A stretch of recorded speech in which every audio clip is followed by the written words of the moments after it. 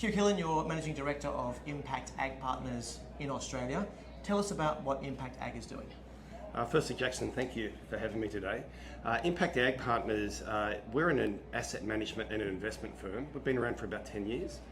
And we raise capital and deploy it to help farms transition to a nature positive future, which is a lot of words. But ultimately, we look at assets where we can improve the bottom line from an operational standpoint.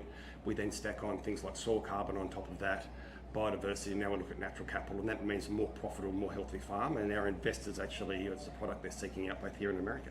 So how much assets do you have in terms of like funds under management? Yeah, we're about $1 billion under management at the moment. The bulk of that's here in Australia, but we do have quite a footprint growing now in the US and Montana. Mm-hmm. And so yeah, we've been growing from the ground up, I think you'd say, but we're also got a global reach now, which we're really excited about. Yeah, and I'll come back to that Montana thing, it's really interesting. But in terms of sort of the assets that you're targeting in Australia, what are they?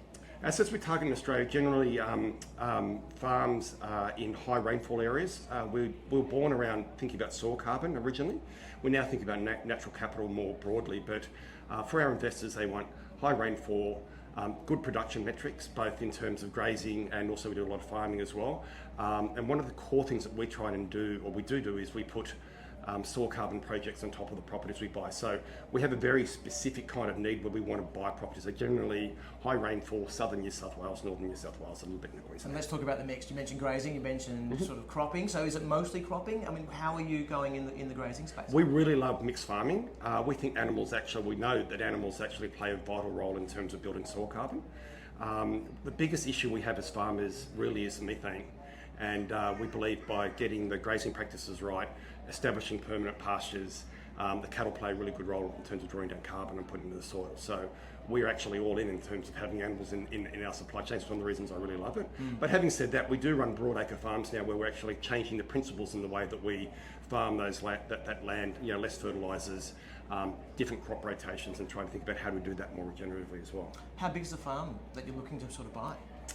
It depends. It depends on the capital. A lot of the capital that comes in for us is from very, very large family offices, and so they'll have an investment criteria. So the most recent one we deployed, which is public, we deployed $100 million and bought 2 farms, one in Condobolin and one in Cootamundra. Yeah. Now, you mentioned Montana, really interesting story, right? So it looks like you've got a huge ranch. How big is it? We've got probably about 500,000 acres running around there now at the moment, yeah. Yeah, right. And all about grass-fed beef, so I'd love to hear more about that, because obviously the US beef market's been not really heavily focused on grass-fed, something like less than 5% of that market is in that space. Do you think you might be able to use that investment will help sort of shift the dial towards more of an attraction for American consumers for grass-fed beef? Yeah, it's an interesting question. The ranches we manage there, we were asked to buy them on behalf of the owner, and they really like what we do in Australia from building actually what I call soil health, really, at the end of the day. And so they were actually saying, well, I'm not sure I fully understand the carbon side of it. I think there is an opportunity there, but I really like what it does to my farms. And so when they bought their ranches in Montana, they asked us to actually find the ranches, identify them and buy them. We now manage them, full management of those ranches. And so part of that program is obviously if you're building soil health, you're building better pasture, we're putting the same process that we have in Australia in terms of actually having natural grass-fed beef sitting on top of it. And I think there is a very compelling story for consumers in America. There's a little bit of grass-fed beef, as you say, in America. There are some very successful and very high merit programs from Australia, such as the Greenham product that goes in there under Cape Grim. But I think there's a huge demand for naturally produced beef, and hopefully our ranchers can lean into that. Interesting about the US too, of course, there's this question about does the American consumer in general care about these issues around sustainability, etc. Certainly regulators in the EU do, and regulators in Australia do as well.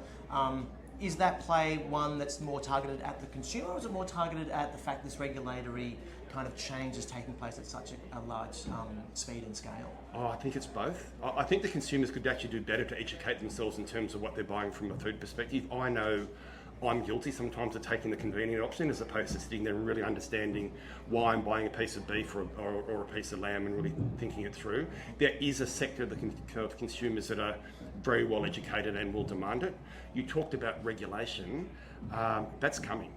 And I speak to a lot of farmers here in Australia, and they kind of got this, some people have got this feeling, well, it's in two camps. You've got a camp where you've got a group of very progressive producers that have embraced it and see that in terms of the bottom line of their farms, they've got a way to introduce new capital and revenue into their businesses, but at the same time have a healthier farm. Then a group of people that are probably sitting here going, please don't do this to me because I don't understand it, or I don't want to change it, I don't want to go there. The point I was starting with is that the regulation is coming, and it doesn't matter.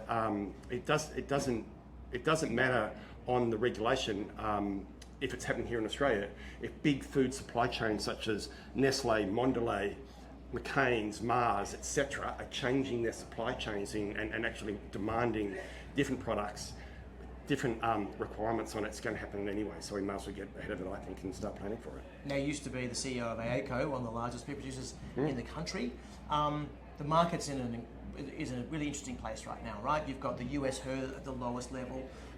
Just from your experience, what's your feeling about where the cattle industry is at the moment in terms of the supply and demand dynamics? Look, I think the supply and demand dynamics are playing out as they are, and we're starting to see red meat prices starting to recover. We've had pretty good cattle prices overall. We obviously had that big crash last year, but I think the market was overcooked when that happened anyway, to be honest with you. So I think the financial dynamics for beef producers are fantastic. The beef sustainability framework that was released yesterday shows that we're making significant progress in terms of I think greening our industry. So I think we have a tremendously bright future.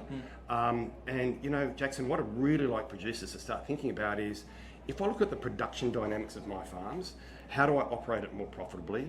Is there a way to bring in some more regenerative practices that, end of the day, take costs but out of your business, but actually produce a better outcome for the land?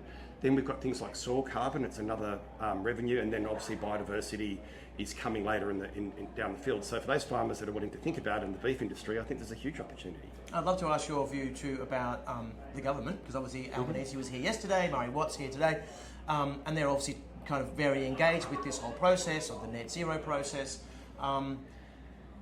In terms of the work that they've been doing, and it has been criticised by people who are here today, what's your message to people who are saying the government's sort of doing us over in these things? Do you feel like actually that what's been set up for Australian beef is actually something that will help them grow into the future by embracing these issues now, or is it just more regulatory burden? Look, I think there is a soundbite you read in the front page of the Telegraph around what government's doing, which is very different to what they're doing in terms of opening up trade routes. China's a really good example where that's been repaired, and it's an important market for the beef sector. The Australian government, because it's in free trade agreement negotiations, say with Europe and the UK at the moment, know what's coming down the pipe.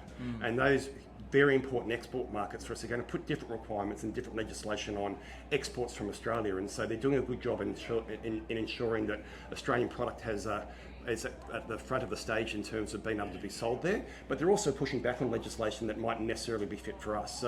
So there is a politics on the ground, and then there's obviously the international piece, and I think the government's doing a pretty good job in terms of making sure that we have good trade routes that are open.